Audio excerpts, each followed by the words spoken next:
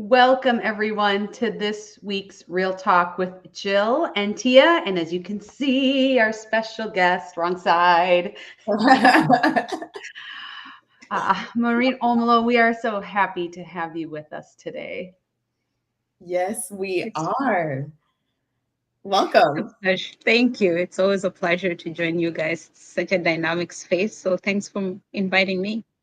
Of course, of course. We are excited to have you on our show. We've been talking about it for a few weeks, so I'm glad we are finally here and to talk about our topics, right, around resilience and really this whole piece of I love it from setback to comeback, right? Because it is something I feel like we each experience in our own little world of okay, it could be even as simple as, and this is like me this week, right? Where I'm trying to catch up on all my work after being gone, but I get sick, right? Like that feels like a setback, right? But resilience shows up even in the small things, right? So, and it almost prepares us for the big things. So I'm excited to have this conversation today. Me too. Yeah. Well, and like you said, even resilience in the small things prepares us for big things. But what I love about having this conversation with you today, Morrine, is that the lens that you bring and the experience from being a food safety expert and a PhD and working in extension and now working in industry and moving here to the US and all of these things. And there's more, and being a mom and being a wife, all of these things that come together when we think about working in the food industry. Mm-hmm. And it's like, this is a conversation about like whole self and how we show up and how it supports us as we navigate through work and life and some of the challenges that all of this brings to us in work and life. So we're excited to get your insights and perspectives today. Yes. My pleasure. Yeah. And to our audience, if this is your first time with us this week, welcome. We are excited about this topic because, like Jill said, this is really a topic around whole being, well being. And that's really important to us at Catalyst because that's how we look at leadership. That's how we look at culture. How do we make sure that we show up as our full selves, knowing, right, that we have all this stuff going on outside of work? When we embrace those things as organizations, when we incorporate that into the way that we do business, we see the benefits, not just within ourselves and our persons, right, which is super important, but that also flows into the work that we do at work, right? It flows into profit margins, it flows into the work we can get done, effective teams, all the above. And so this topic is right on topic that we love to talk about because you'll see the intersections between who we are as people and how we show up at work. And so if you have been looking at, how do we do culture? How do we do food safety culture? How do we develop people and make sure that they're living up to their max potential, right? That's really where we help organizations excel. And so if you are looking at engagement, retention, overall well-being, right? Culture work, we would love to connect with you. You can find us on LinkedIn. You found this. We're connected there, and we would love to connect with you afterwards. Yeah. With that, we would love to turn all of our attention to our guests. Right? Yes. One more thing before we do that. To your audience, we can see your comments, hopefully, if technology is playing well, and we would love to hear your feedback. So put in the comments, say hello to us, add your questions, add your perspectives, because we do incorporate that on the show as well. Yeah. And even start with like, where are you joining us from? Yeah. Whether you're live with us right now or on replay, we love to know like where everybody's joining from. And that's just part of like filling the bucket of like all the perspectives that we have. Yes. Yes. Mm-hmm. And know we're all connected, right? No matter where we are. Mm-hmm. Mm-hmm. And today we're connecting with Morrine. Yes. And I know you've been a guest with us before and we have loved it. And our audience has had great takeaways. You've also been a guest on Brian's Friday Food Safety Chat. And so people may have caught you there. But there's also people who probably they're like, this is their first time interacting and meeting you. Right. So would you even start off by just, sharing a bit about yourself, like, you know, your journey, what led you to food, and kind of where you are today? Sure. My name is Morrine. Typically, you'll hear people call me Omolo. I went to high school with 4 other Marines in my country, and so my teachers just started calling me Omolo to be able to tell us apart. And so I respond to both just fine. I'm originally from Kenya. I came to the US on an academic scholarship as a biochemistry undergrad, and have since been very blessed to finish grad school as well. I Congratulations. focus really on food, microbial food safety is my technical background.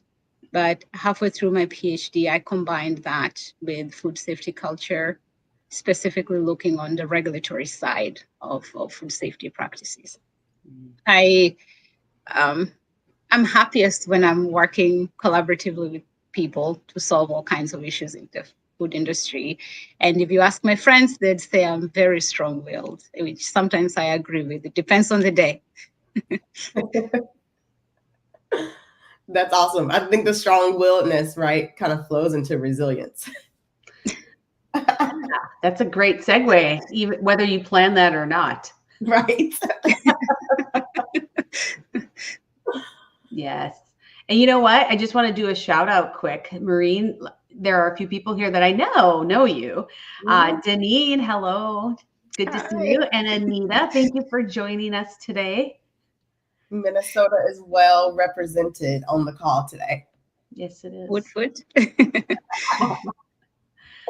Yeah. Well, that's awesome as you talk about just being strong-willed, right, and resilience. And we know resilience can look, different and mean different things to different people.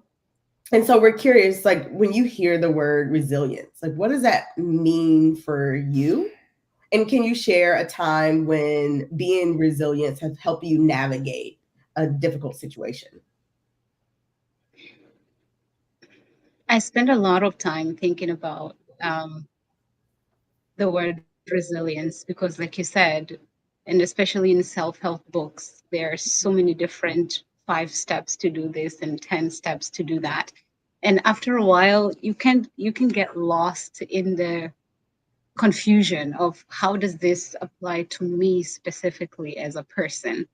And so after a lot of soul searching and lots of coaching and mentorship, I kind of found my own twist to it. To me, resilience is really my ability to really dig deep into my heart and my mind and really listen and evaluate what is working and what's not working. If something is working, then I, of course, encourage it and continue to nurture it. But if it's not working, then I really have to decide, is it working because I am not putting in enough effort, in which case work harder, don't be lazy. If it's not working because I need to rethink it or restate the question that I'm trying to address, or it's just something that I need to abandon because time has changed, I've changed, situations have changed. So that ability to be able to step back and really be honest and thorough with your process of thinking of what is it you're being resilient about, because resilience can be physical, emotional, spiritual, it can be community-based resilience. What are you thinking about resilience towards? Understanding that is a lot more important than trying to find the magic pill for if I do these 5 things then I'm a resilient person, because all human beings by nature are born resilient. It's not a pill that you take and then you wake up tomorrow and you're a resilient human being. That's the way I think of it. Yeah. And to give a very specific example, so halfway through my PhD, I struggled significantly, and those of you who know my story know this very well. I struggled to connect the research topic that I was working on, which was amazing. It's building computer models to understand some genes in E. coli. And my passion for science is to the extent that I can connect it directly to human experience. And so I had to ask myself, what would I gain by changing this topic and what would I lose? And in the end, surviving meant winning by losing. And one of the things I lost was my fellowship. It was a very difficult decision. but I'm glad that I did, because then it set me on the path that brought us to this discussion today. It was a very difficult decision, but I would have continued on the path that I was because it was familiar and it made sense. But something wasn't clicking. And so I was struggling. The energy was going in the wrong direction. Yeah. That's how I've come to rephrase resilience for myself beyond the generic, 5 steps or 6 steps. It's dynamic. It means different things in different situations, different days. I love the way you talk about the choice in resilience, right? Like where you know that you have a choice to continue down the path or to stop, right? When it doesn't make sense for you. And I feel like some people, it feels like you don't have a choice. Like you have to continue down the path. That's the part of like what makes you resilient. But you don't. Like we each have choices. And a part of that resilience is understanding, okay, where am I going to put my energy? I love the way you said that. Like, are you putting your energy in the wrong thing?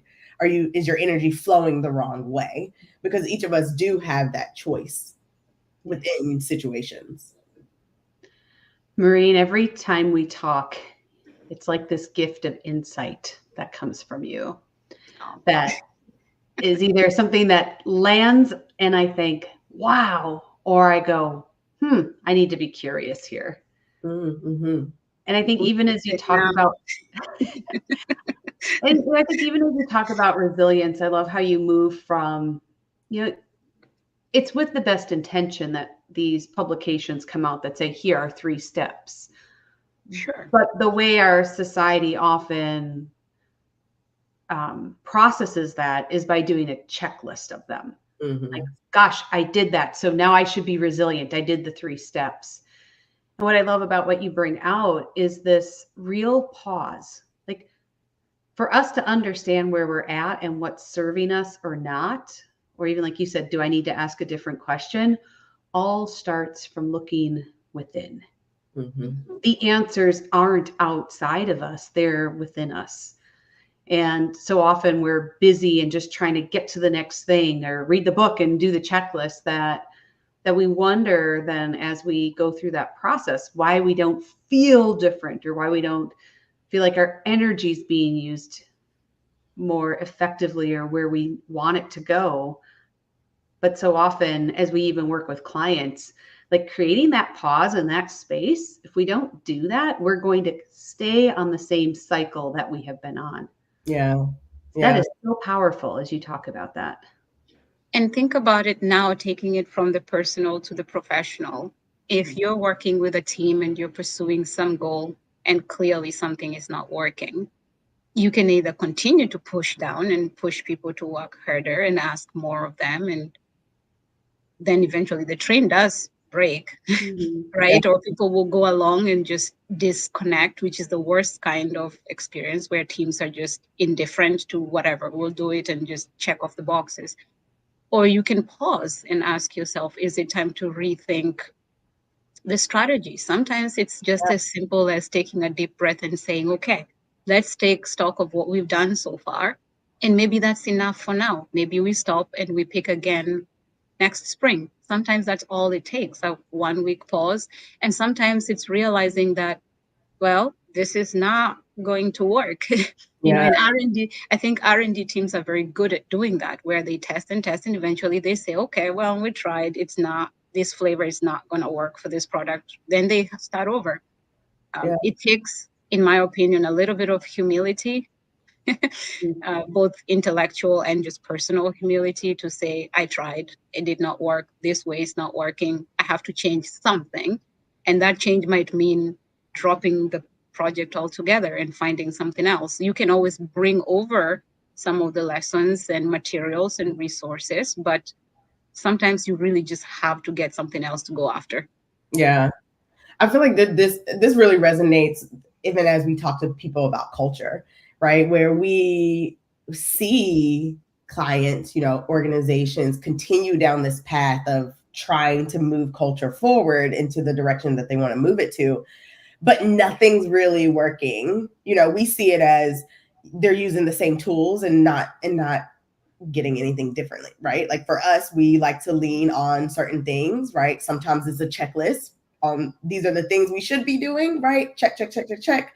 You know, GFSI tells us to do these things. We do it, check, check, check, check. But culture is not moving forward, right? Or we try to use some of the technical knowledge that we know that moves problems forward, but not necessarily people forward, which is right, which is could be a little bit harder than problem solving, right?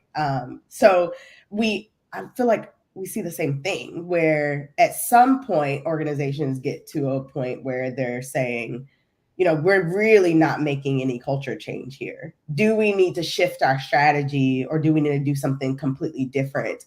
And I love the pause too, and the listen, right? Listening to yourself, listening to others. Because sometimes that's a missing piece too, where we feel like we have the answers, we feel like we've done the survey, we feel like we know everything that is to know about everyone here, and then we're marching down a path, but we haven't really connected with the people that we're impacting. And imagine the frustration. And again, it's funny because a lot of the conversations I've had with people over the last 2 years have always rebound back to learning from babies. Yeah. If it's nice that all three of us have had that experience of watching a 2-year-old trying to explain something to you. And imagine how they feel when they're not listened to, when they're trying to tell you something and you're clearly not listening. You're insisting on doing things your way. Sometimes you have to, but you're doing it knowing very well that they're not with you in that. They have to go, but they're not in it. Yeah. And there's a very different feel for when they're with you, they're listening, even when they're so little and they're not really changing anything about your day's schedule, you still feel very different from when they are cooperating with you and when they're fighting against you, even just to go to the store. It's a very different feel. Now, Yeah. put it in a schema where you're in charge of 5 people at work and all of them are working with you, not necessarily always saying yes, but mentally, goal wise, they're with you. They're supporting what you're doing versus the reverse where they're just checking off boxes and rolling eyes and whatever. And so a year later, you've not only invested time and resources, but you've used up people's energy, and you have nothing to show for it in terms of, in your case, culture. But also sometimes it's GMPs where you're not really making headway because people are doing it while you're watching, but as soon as you turn around, it's back to what's normal. Yeah. Mm-hmm. Yeah. Yeah. You know, and it's fascinating because we live in a space where visibly doing and being busy is more valued than pausing to reflect. Mm-hmm. And so I'm curious, because we are in this space where there's often, like you said, like I just need to work harder or I need to do more. What do you notice? Like, what have you noticed even about yourself that gives you that sign or a signal or something that says, this is where I need to pause? And maybe it's not the same in all situations, but I think sometimes people tend to kind of push through that versus knowing, well, when do I pause? What have you found that helps you know when you need to pause? I've done both. I've done both things. There will be instances where it's a deadline and it doesn't matter how I feel, the work just needs to get done. And so I'll push myself through it and I'll do the reflection after to learn for the next task. But when I have the luxury of time, even if it's 5 minutes, my metal detector check for myself is overload. Mental overload is how I can test my space. So if I have my wits about me, so to speak, everything's flowing, I understand what's on my daily schedule, I know who's doing what. And that might literally be at home where I know what my son is supposed to be doing and what I'm supposed to be doing, what time we leave home. When everything is flowing in the way that it's supposed to be, even if I'm running late, but things are moving forward consistently, my mind is clear, I'm not physically and emotionally exhausted, then I know I'm doing the right thing. I'm in the right mental space. But if I start to feel unusually tired for no reason. I know I had enough sleep. I know I've had my meals. I know I'm exercising, but something about my energy is just off. I feel bored. I feel tired. Mentally, I'm overloaded. I'm having to read sentences twice. I'm having to ask people to repeat themselves. I'm missing important information in meetings. Something is off. And so the question starts with, what might it be? And so back inside retrospecting, asking questions. And usually by doing that simple task of asking, I might realize that I think I'm having information overload, but really what I need is to take a day off because I'm actually tired. And it's been 3 months since I took a day off. And so that rest will do. Sometimes it is my goals are not right, and I am having to use a lot of energy to push either my son to do something or to push myself to accomplish something, or at work pushing a team to do something, and it's just not working. My best foot forward is not that. And so then I have to go back and say, do I need to rephrase this request? Do I need to email it instead of verbally communicating it? Do I need to ask for help? Or do I need to abandon that fight for that day and wait until something else happens before I can come back and ask for that? So it never is one answer to all of the questions. It just depends on, but the important thing is to give yourself, literally sometimes it's just go to the bathroom, lock yourself for 5 minutes, just quiet time for your brain to just not process anything for 5 minutes so you can figure out. I call it finding your GPS moment. You need to figure out which side is north first before you decide whether you keep going north or you should be driving the other way. Right? Yeah. Oh, I love that. Yeah, me too. Because you've done the work to be able to notice. Yeah. And then not only just to notice, because I think this is the difference between self-knowledge and self-awareness of not only do I notice that I have this happening, but then I have the awareness part comes in with, well, what do I do with that information to serve me and others around me? Yeah. I think too, like that, right? That awareness of I'm feeling off, right? Like something is causing resistance or conflict. And instead of rushing towards it, right, taking a moment to say, what does this resistance mean? Like, what is it? What is happening, right, in this situation? And do I need to rephrase and do something different, like exactly what you said? Or do we need to shift and pivot to something else?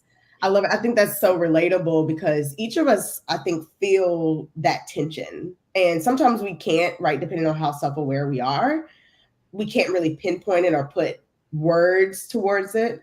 But just even that feeling of something's not right here with myself, how do I take, like you said, that 5 minutes to kind of check in with myself on what does this mean to me? How am I feeling? Why could I be feeling this way?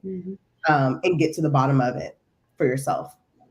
Yeah. And it's really weird. I can give you a very quick, seemingly meaningless example, but it illustrates my point. Yesterday at the end of my day, I thought I had a relatively okay day. It wasn't the best I've had, but it was okay. And as I was winding down, I just got this weird headache, not the tension kind it's like the one at the center of your head that you can't quite put your finger on. And it was the weirdest thing. And so I need to wind down, pack up my things, go pick up my son from daycare. And I'm driving home and this headache will not let. And so I started to essentially use that driving time. What is it about my day that's giving me a headache? Because I couldn't figure out what is stressing me out. And then I remembered the weirdest thing, that every single time I've had headaches or have heard my mom or my husband have weird headaches, all they did was ask, have you been drinking water? So I said, well, it might just be that. So I just took my water bottle and took, sips of water along the way. And I got home and went to sleep and I woke up and the headache was gone. So sometimes it's the simplest things that we neglect because we are so busy trying to save the world.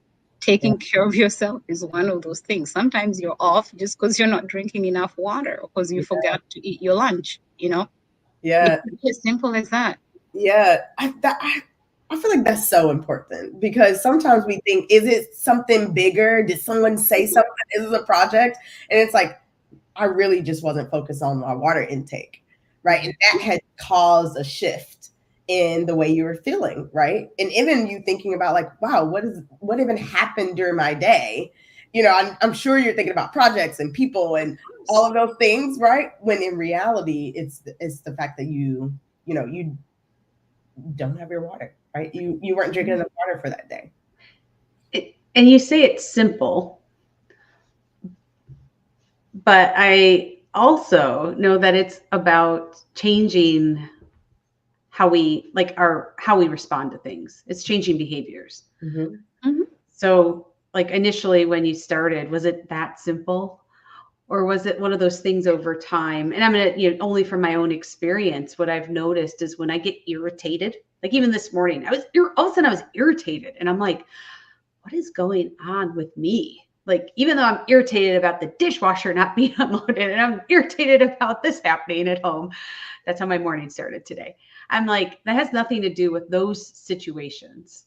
Those Yeah. are not unusual, but something about me is responding differently. And I need to pause and go, what is that? That's not simple. Because before I used to just be like rage, or not rage, but right. I would just let that go and be like, that's all them, and them, not me.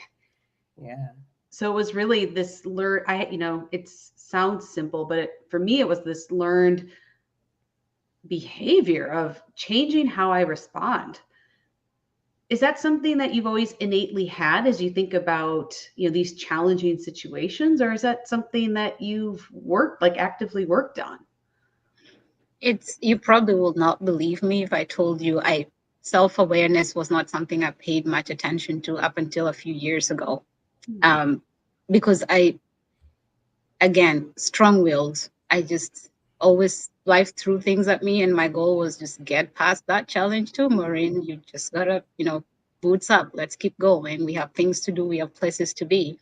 And so I spent a lot of energy trying to push goals forward, whether for myself or for the people around me.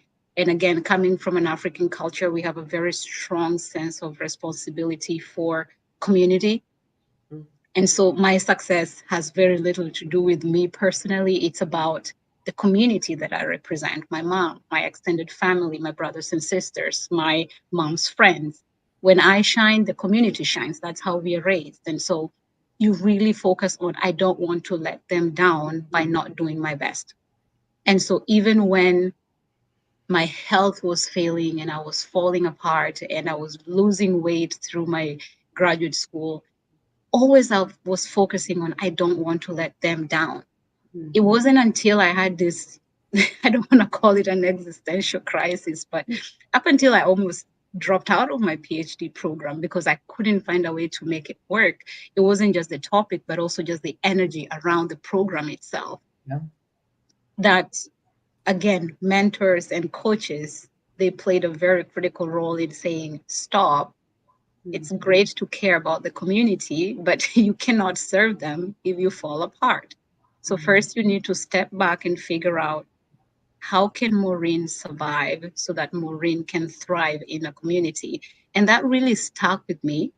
And it really is about 6 or 7 years ago where I really started to think about what is going on up here and in here.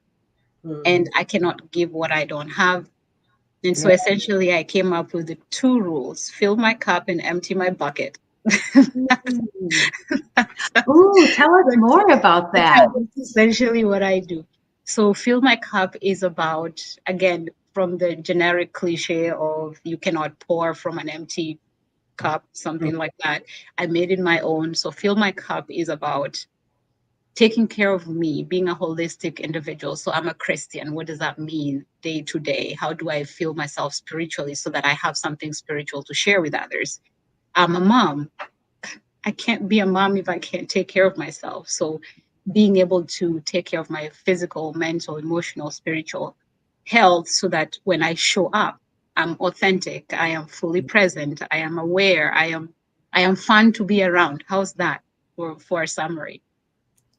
Empty my bucket is about as you go through the day, kind of like you drink yogurt and you throw in the bucket, you eat this and you throw in the bucket. So the bucket is a place where you're putting the things and the negative energies that you don't want to be a part of your next step.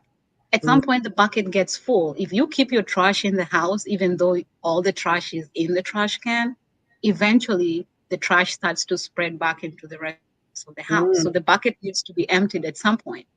So while filling the cup is about bringing in positive energy, emptying the bucket is about relieving negative energy. You need people on both ends, but they sometimes are not the same person. Sometimes it's not the same activity. Some people are better at filling the cup. Some people are better at emptying the bucket. Yes. So I haven't heard of that's emptying what bucket.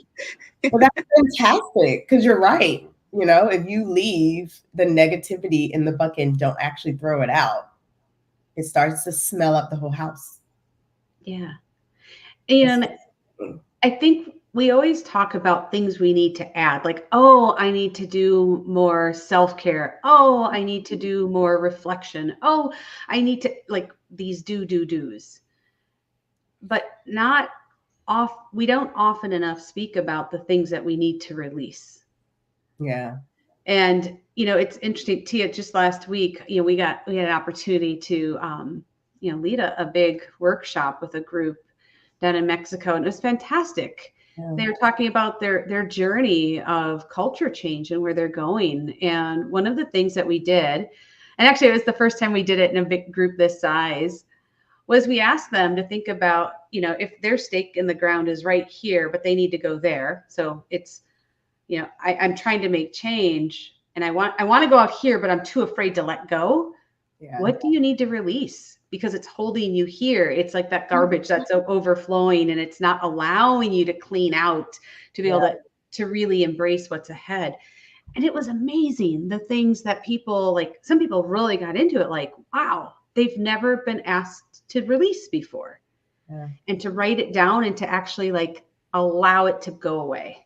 So I love that you bring this up, because for us to be resilient, if we're carrying all that baggage with us, how does that shift our ability to rebound when we have setbacks, and to, like, be able to stand up if we're lifting that big load? Right. And sometimes when I talk about empty the bucket, in the beginning I fell in the trap of thinking that the bucket only needed to have bad things, you know, like the pain and emotional whatever that's from the past. Sometimes it's dreams too. Sometimes it's something that you are extremely ambitious about, that you're a dog with a bone and it has to happen this way. And then at some point you realize, honey, no, it doesn't have to happen this way. This is what life is presenting. These are the opportunities that are there. And you have to essentially find a nice way to let go of the dream without feeling that you failed, because part of that retrospection and repackaging of what tomorrow will look like might require that you let go of some of what you wanted for tomorrow. Now, back to a very tangible example. All of you who know my story know that I started out wanting to go to medical school. Up until I went to undergrad, the only books I ever read that had any meaning to me were books on neurosurgery and spinal fusion and brain. Like, I have so much information in my head about human heads that it's scary. And I did all of that by the time I was an undergrad, because I was extremely passionate about neurosurgery. And to me, there was, what else could there be than understanding the human brain and how it works? And I mean from the science side, not the psychology side. But as I went through undergrad, two things happened. I had the opportunity to go to ORs and watch spinal fusions and brain surgeries, and it was fun. I learned first that I don't have the capacity emotionally to be surrounded by sick people all the time. I just don't have a way to rebound from that. I brought it home with me and I was depressed a lot. The second thing I realized is, as an international student, I cannot afford to pay for medical school. And I did not have a very good plan of how to get loans and people to co-sign the loans for me to go to school. I had to take a year off to figure out what to do next because I had zero plan B. Like I did not even try to find an alternative because I didn't want to be anything but Ben Carson. That's all I wanted to be my whole life. So if Ben Carson wasn't working, then what is Morrine without Ben Carson? It took me a year to figure that out. And that's how I ended up finding that food science allows me to be Ben Carson and better because I can prevent people from getting sick to begin with. So then they don't need to go to the hospital. Sometimes it's that. Sometimes it's letting go of things that are positive and good and energizing in the beginning. But at some point, they just will not work. And so what does plan B look like if plan A is not working? Letting go of plan A so that plan B can grow and mature and become the plan sometimes is also emptying the bucket, but we have to be willing to do that. It's not just going to do itself. We have to do that sometimes. Yeah, that's that pivot, right? Mm-hmm. I love that story because, even if as you think about your reasons, the fact that you were like, okay, this job is not for me just because of my own head, right? Mindset, I'm not able to bounce back. And that's a critical part, right, of being a doctor and being able to sit with that, right? And you said that you took a year off. Even for people feel like, okay, I need to sit with this for 5 minutes, or I need to sit with this for a couple of months, or I have to make the decision. It might be a big enough decision that you need to take a year, right? Or 2 years or 5 years, right? Like people have their own stories. They're going through their own things, and it's okay for you to take the time. Right. And I love it. Obviously, I love it that you're in this field because you are a brilliant mind. But even to think about like what it is you want to do, this plan B also fits there, where you're preventing people from getting sick in the first place to even need to end up in a hospital. And, I don't know if you would have gotten there if you hadn't taken the time to empty the bucket, right? Probably not. Well, That's fantastic. and so, Maureen, even as you were going through that, what kept you motivated to continue the journey to get to the point where you're like, I can release that part and step into this new maybe story, this new future dream? What kept you going? I have a little trio. I like you guys because I call you my dynamic duo. I have a little trio that I use: faith, family, and friends. Again, faith as a Christian, that's the grounding, that's the lens through which I look into life. So I genuinely believe that God created me for a very specific purpose. And if the opportunities in front of me are not opening doors towards a particular purpose, maybe I'm knocking at the wrong door. Mm-hmm. And so that 1 year was really about that as well, just spending time with God and asking questions about where should I be going, if not this way. Mm-hmm. Family, of course. Again, coming from a Christian community, African community, where we are raised to really appreciate the value of family, having people that I know have my back no matter what made things a little bit complicated, but easier. And I'll explain. Mm-hmm. Complicated because I felt like I owed them some kind of success having come to America.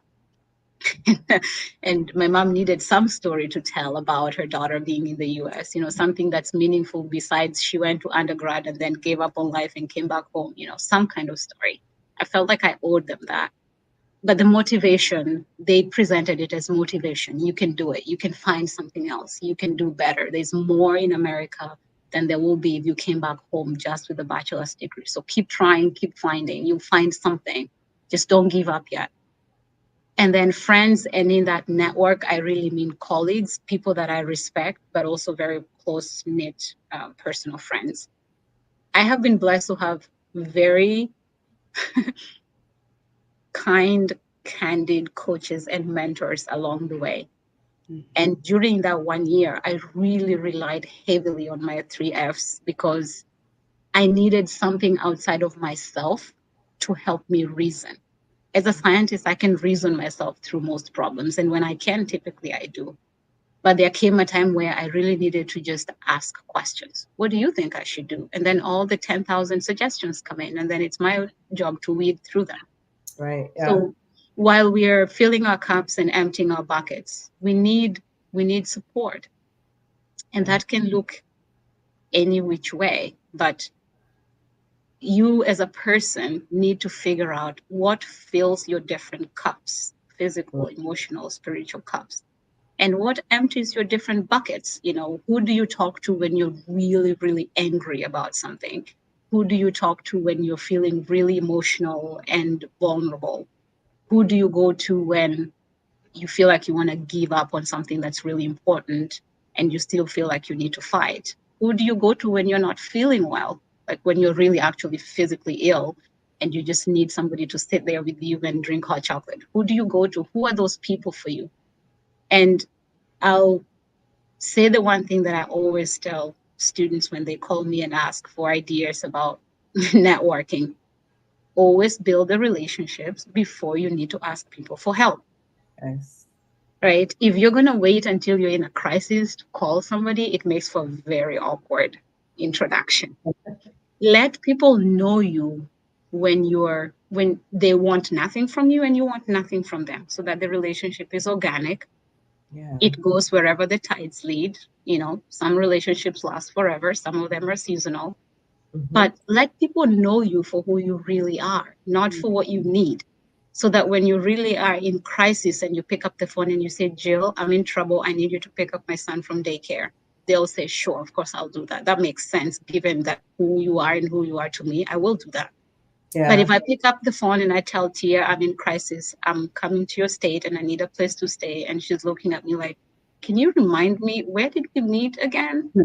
That it's just weird, right? So anyway, those are the things that seem to have salvaged the many situations that I've been where I couldn't figure it out on my own and I needed support from elsewhere. Yeah. I love that. I love the things that keep you grounded, right? And then the fact that you brought up that you have to build these relationships before you're in a crisis, right? You have to practice this pausing before you're in a crisis, right? Like you have to build these, we talk about it in terms of like skills when it comes to culture, right? You have to build these things within yourself, right? If you're looking at a culture within your culture, so that when crisis hits, which it will, whether it's small or big, you're able to stay grounded through it and be resilient because you have been practicing this along the way, right? You've been building those relationships along the way so that you can use them when you need to, right? Or never, if you never need them, right? Maybe they can use you when they need to empty a bucket, right? Mm-hmm. But doing that work is so important. I'm curious because just hearing your story of getting to the States, going through your PhD, losing it, right? And finding it back, now working in industry. I'm kind of curious, as you've kind of gone through this, you had your 3 F's as your ground. Is there anything that stands out in your times where you feel like if you didn't have this one thing or if you didn't have these couple of things, then you would have given up? You would have stopped. And giving up could mean anything for you, right? Sure. Of course. Because I, in my mind, build my life on my 3-legged stool, I'd say if any one of those things was missing, I don't know that I would have given up any sooner, but I think things would have been significantly more difficult. And I'll explain. So during the PhD process, I, again, like I said, struggled with the question that I was asking.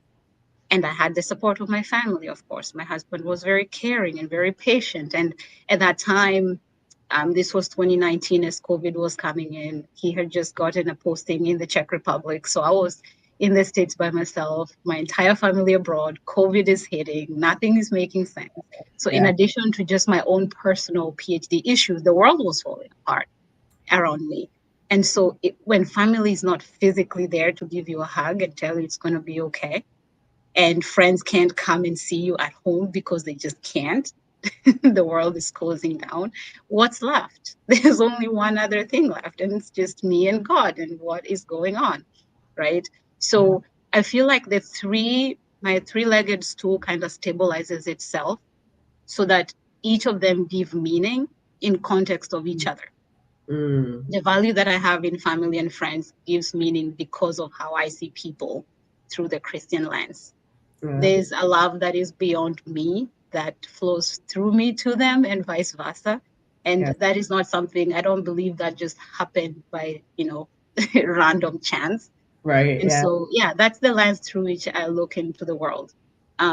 In terms of a professional context, not just talking about food safety as a profession, there are, I'd say, three people that have significantly influenced where I am today. The first, obviously, I think all of us know Dr. Datweiler. His story rephrased a lot of what I thought I understood about food and food safety. Yeah. It's impossible for you to read his story and not be changed somehow as a food safety professional.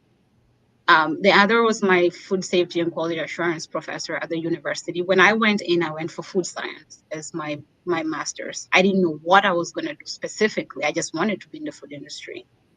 And I took the course in quality, and she had the funniest pictures from industry about food production and the environment, and then the flip side of what happens when food safety goes wrong and all the negative impacts of foodborne illness. And something about that clicked and cemented my passion to go into that particular field.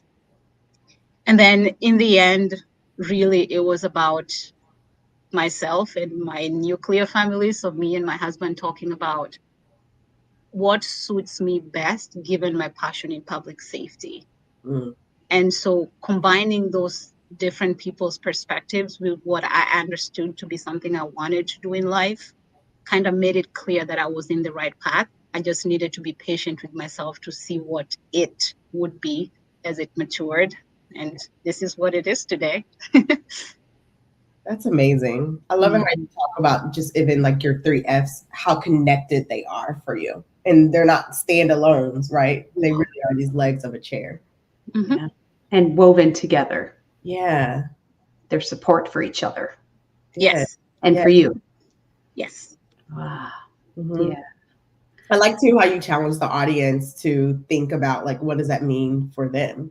Right? Like what does that mean for each of us? Like, do we have those people that we need in times, right? Do we have the things that we need, right? And then even our lens, like how do we see people? How do we show up? How do we see ourselves? Because that's impactful on the things that we do, right? The decisions that we make, what we are looking for in life.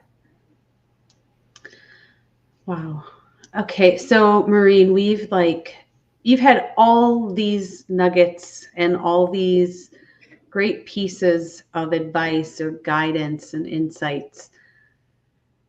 And our hour goes really fast, but I want to make sure we have some time to think about or to share with the audience, even from your perspective with the experiences you've had. What would be 2 or 3 things that you hope that the audience would walk away with today as they go forward afterwards? So I would say the lessons that I've learned that I take from it's a lot. Sorry, my life is very dramatic. Just being being a foreigner has its perks, but it's also very dramatic. I'd say what I've said before, I'll repeat very quickly that all human beings are resilient. Nobody's born with zero resilience. Otherwise, you wouldn't have learned how to walk, right? Just look at a baby learning how to walk. But what happens is as we grow older and cement our lives into our adults, 30s and 40s, we start to weigh ourselves against ridiculous standards, either set by others who are facing different challenges in life or set by ourselves because we misunderstand what success in life ought to be. So to me, resilience is about reminding yourself that you are resilient, going back into look back and see how far you've come. Look at the challenges you've overcome. Look at the times when you could have given up but didn't. Look at the times when you did give up, but somebody was there to pick you up. And when they did, You did get up and you kept moving. The fact that you're alive as a human being is the only testimony you need that you are a resilient, agile human being. You have to be.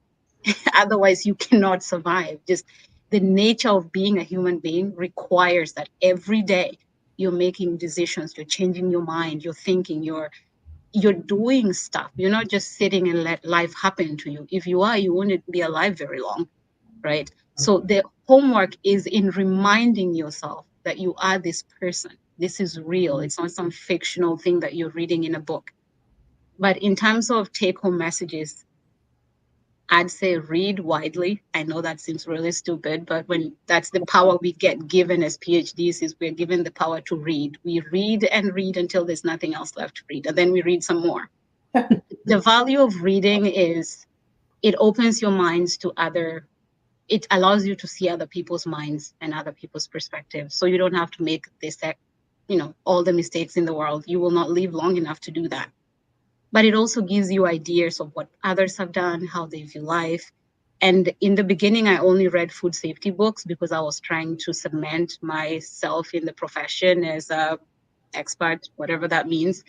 But then I realized doing that only widened the gap between me and social scientists. So eventually I started to read books that were STEM books in social science, pick up a book from C.S. Lewis and see what he has to say about life and good living. Read from the Roman Empire. Read, it doesn't matter what you're reading, something that's not written by scientists for scientists, so that you can see other ways of talking and communicating and phrasing sentences and making a case for businesses without using statistics.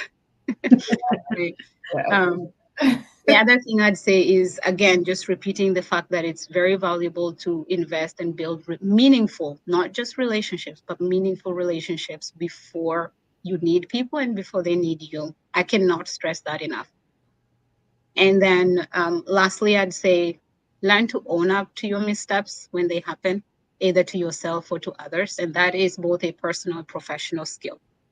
Yeah. It's very difficult to say, I'm sorry. It's worse to say it when you don't mean it.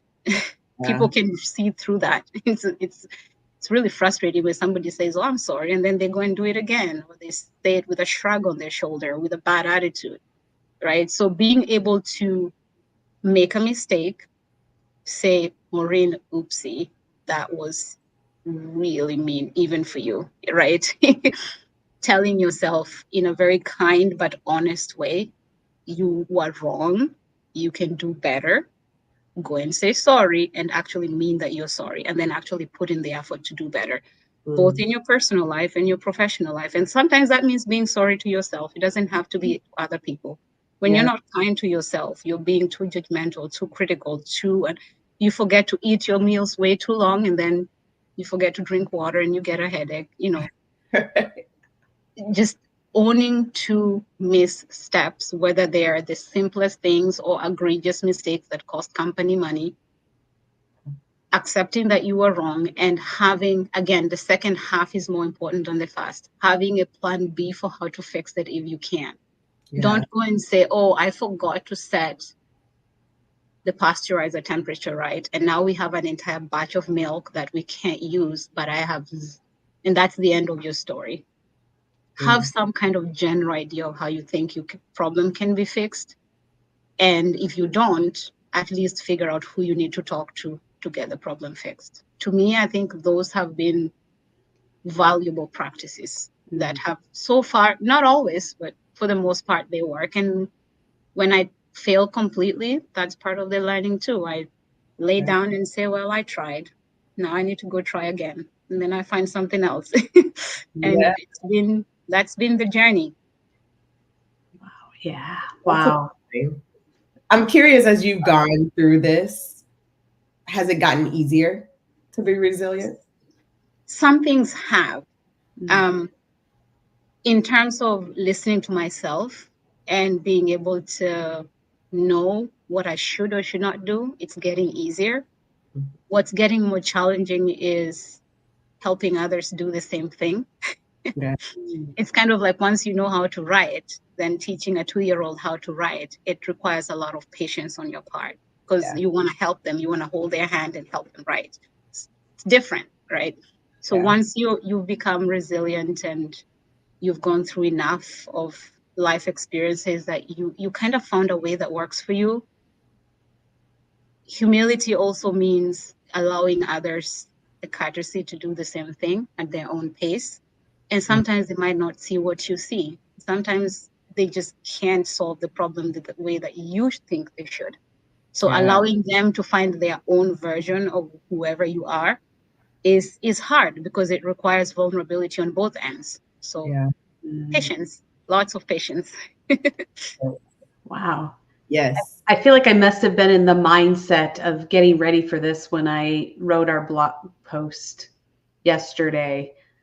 It is out on our website and live, and it'll come in our newsletter, but it was about this transformation, and we're all at different spots and different, our journeys are different, but as corny as it sounds, right? We're here for expansion and for growth and learning. And that happens in the moments more often when we fail or perceive failure than when everything is like flowing smoothly. So love that. Morrine, this has been fantastic. Yes. People are probably thinking, like, how do I connect with her more and hear more about her and want to maybe build a meaningful relationship with you? How can they connect with you? Just that you can connect with me on LinkedIn. I, through a lot of introspection, made decisions not to be on major media, social media platforms. The energy was not working for me, but I did commit to LinkedIn because I thought it was, for the most part, a healthy, safe space for me to be. So if you want to find me, you will not find me on Facebook or Twitter. I apologize. But if you connect with me on LinkedIn and then just chat me, we can start from there. Most people find me that way if they're looking. Yeah, and it's worth following. Morrine has these wonderful posts on Morrine's desk. Oh yes, and other things. It's fantastic. So, yes, and you mentioned reading and how to giving our brains something to have a different perspective. And so I'm going to hold up this is our book club that's coming on November 5th in our Catalyst community. It's the 7 Whispers, and it is not food science based or food safety based or even food based at all. So if you're curious about thinking a little bit differently in different perspectives, like join our community and jump into the book club meetup. And, whether you've read it or not, it's going to be different conversation. So join us. We'd love to have you there. The book club has been fantastic. Jill's been doing such a fantastic job leading that. I love it. I gain new insights every time. And thank you so much, Morrine, for your insights and your stories and sharing your path. I know I have taken some things away, and I know our audience as well. And to think about it in terms of culture, right? Like, it's so important because you are a person, right, that's existing in a culture, and there's other people, right, that are going through their own thing, and we have to give them time, right, to experience, to learn, to practice, right, self-management and resilience and building relationships. And we know that some people need that partner, right? Need someone to help them along the way.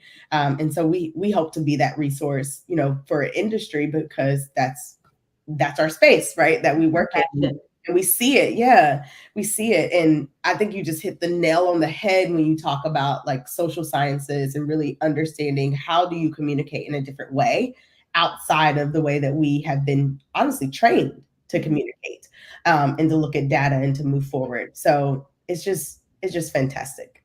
Yeah, it is. And as we're wrapping up, I'll do my shameless plug. We've had companies and people who have said, I have dollars that still need to be used up in my budget this year. What can I sign up for? Well, we've got you. If you are ready to think differently, lead in a different way, and try coaching, because coaching perspective, I just talked to somebody 2 weeks ago and they're like, it changed my life. Yeah. And I know that sounds cheesy, but I drank the Kool-Aid and I agree. And others do too. But we have our programs, all of them are starting in Q1 2025. So you can save your seat yet in 2024 so you don't lose those dollars, and join one of our programs, the one that fits for you, to be on this journey, like whole being, well-being, better personally, better professionally. Yes, we would love to see you and connect with you. Yes. So thank you again, Morrine. Thank you to the audience for being here as well. It has been like our honor and pleasure to have you. Yes. And of course, we will be back here next week, same time, same place. Thank you both. Bye, everyone. See you next week. Bye.